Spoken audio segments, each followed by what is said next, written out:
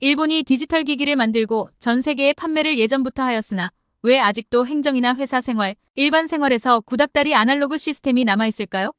우리나라 방송국의 뉴스 보도나 시사 프로그램에서는 진행자의 설명이 현란한 그래픽을 사용하여 배경화면이나 설명 자료로 시청자들을 보다 쉽게 이해시키기 위해서 사용을 합니다. 때로는 애니메이션으로 때로는 현란한 CG를 사용하죠. 일례로 선거 개표 방송은 몇 년 전부터 후보자들을 애니메이션 주인공처럼 만들어서 득표 사항을 전달하는 추세입니다. 일본은 파워포인트에서나 만든 듯한 화면으로 단순한 방식으로 선거 개표 방송을 진행합니다. 일본 방송국에서는 종이를 이용한 상황판이 자주 사용되는데요. 야구선수 오타니의 이적이 화제일 때 어느 팀의 유니폼이 잘 어울리는지 진행자가 직접 사진 위에 종이를 덧대어보는 상황이 방송되기도 하였습니다. 그리고 태풍의 이동 경로를 설명하는 뉴스에서는 여성 진행자가 손뭉치로 만든 태풍을 손으로 직접 움직여가면서 설명하였습니다. 지진이 발생했을 때는 정부 관계자가 자료를 설명하는 장면입니다.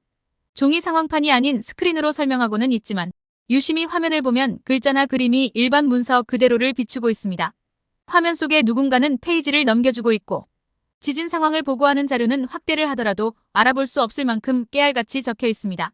그렇지만 우리나라 이태원 사고를 설명하는 진행자는 상황을 재현한다고 마네킹으로 직접 보여주는 일도 있었죠. 디지털화된 그래픽보다는 때로는 이런 아날로그식 설명도 이해하기 쉬운 방법이라 괜찮다고 생각이 드네요. 공항에서 비행기 충돌 사고는 직접 진행자가 모형을 가지고 움직여가며 설명하는 방식은 당연한 일처럼 받아들여지고 있습니다. 빼곡히 글자가 적힌 상황판으로 뉴스를 설명하는 장면들은 아주 지극히 일상화이며 여전히 진행되고 있습니다. 일본의 선거 방식은 어떨까요? 투표 안내문과 입장권이 집으로 전달되면 입장권을 가지고 투표소에서 투표용지를 받아서 투표하게 됩니다. 이때 우리나라처럼 신분증과 지문 확인이 없습니다. 이유는 우리나라처럼 주민등록증과 지문등록이 없기 때문에 신분 확인을 할 수가 없다는 것이죠. 투표는 직접 후보자의 이름을 연필로 적어야 합니다. 개인이 가지고 간 필기구는 사용할 수가 없으며 미리 공무원들이 준비해 놓은 연필만 사용하여야 합니다. 혹시나 이름을 실수로 틀리게 적으면 그것으로 무효표가 되어버립니다. 연필이라고 지우개로 지우면 이것 또한 무효표가 되어버리니 알수록 이해가 안 되네요. 회사 생활에서 아날로그는 어떻게 남아있을까요? 여러 방송 매체에서 소개되었지만 아직도 일본 회사에서는 팩스를 사용하는 빈도가 아주 높습니다. 우리나라는 다른 회사나 은행과의 업무에 이메일을 주로 사용하여 근거 자료를 주고받지만 일본의 회사는 경우에 따라서는 팩스가 더 우선시되는 경우가 있습니다. 예를 들어보자면 어느 회사의 은행 잔고가 얼마인지 확인하는 경우 어떻게 할 것 같나요? 우리는 인터넷 뱅킹에 들어가서 잔고를 확인하면 끝일 거라 생각하지만 그렇지 않습니다. 우선 은행에 전화를 걸어서 이번 달 잔고 증명을 팩스로 보내달라고 합니다. 도착한 팩스를 확인하고 은행에 확인했는다는 증명으로 회사의 직인을 찍어 다시 팩스로 보냅니다.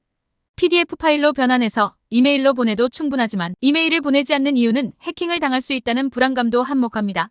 당연히 전자결제 방식은 외부의 정보가 유출될 수도 있다는 걱정에 코로나 시국에서도 재택근무하던 직원이 회사로 출근해서 회사 도장을 찍고 보고하는 일은 재택근무의 의미가 상실되는 하나하나의 근무 조건이 되고 말았습니다. 도장 찍기 문화 또한 아날로그 방식과 보수적인 일본 특유의 문화가 고질적인 문제다고 일본 내에서도 회자되고 있습니다. 도장 찍기에 대해 잠깐 소개해드리자면 아래 부하 직원은 결제란에 약간 기울여서 도장을 찍습니다. 그리고 최종 결제권자에게 모든 중간 결제자가 기울여서 도장을 찍은 후 보고서가 전달됩니다. 상사에 대한 존경심인지 저자세가 튀지 않는 회사 생활이라 생각하는지 아무튼 이런 회사도 있다고 하네요. 다 이런 식의 도장 찍기는 하지 않겠지만 도장 찍어줄 상사가 출장이라도 가는 경우에는 구두 보고나 이메일 보고를 한다고 하더라도 최종 상사가 말을 바꾼다면 모든 책임은 부하 직원의 몫으로 돌아가 버립니다. 사전 보고를 했으니 문제없지 않냐라고 생각하시겠지만 일본인의 생각은 우리처럼 융통성 있지 않은 것을 어떻게 할까요? 또 어이없는 사례로는 한 공장의 생산 설비를 전면 교체하는 회사가 있었습니다. 새로운 기계들로 다 바꾸었지만 기존에 사용하던 소프트웨어가 플로피 디스크에 저장이 되어 있다는 이유로 새로운 기계에는 플로피 디스크를 삽입해서 사용하는 반쪽도 되지 않는 자동화 시스템이 만들어지곤 합니다. 첨단 기기를 생산하는 모 회사에서는 컴퓨터로 모든 장비를 제어하고 생산된 기기도 첨단의 성능을 자랑하는 기기이지만 사내 업무, 대외 업무는 여전히 팩스와 플로피 디스크를 사용한다니 아날로그와의 이별은 이런 회사조차도 못하는 성역이었습니다. 일반인들의 생활에서도 아직까지 현금을 사용하는 비율이 상당히 높습니다. 카드 사용을 하고 싶어도 작은 가게에서는 신용카드 리더기조차 구비되어 있지 않고 현금만 받습니다. 영수증 또한 손으로 직접 금액, 날짜, 상호 등등을 적어 발행합니다.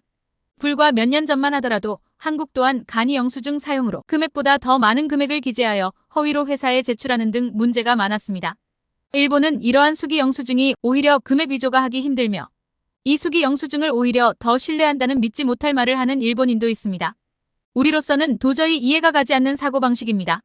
일본 정부에서 정부의 모든 시스템에서 팩스나 아날로그를 퇴출한다고는 하지만 민간 기업, 개인 업무와의 관계에서는 디지털화에는 한계가 있지 않나라는 소리도 나오고 있습니다. 하자고 하면 다 될까요? 바꾸어야 될 것은 현상 유지에 만족하여 변화를 거부하고 그 틀을 깬 나에게 그 책임이 올지 모른다는 책임 회피의 자세가 변화를 두려운 대상으로 생각하는 현실이 아닐까 생각합니다.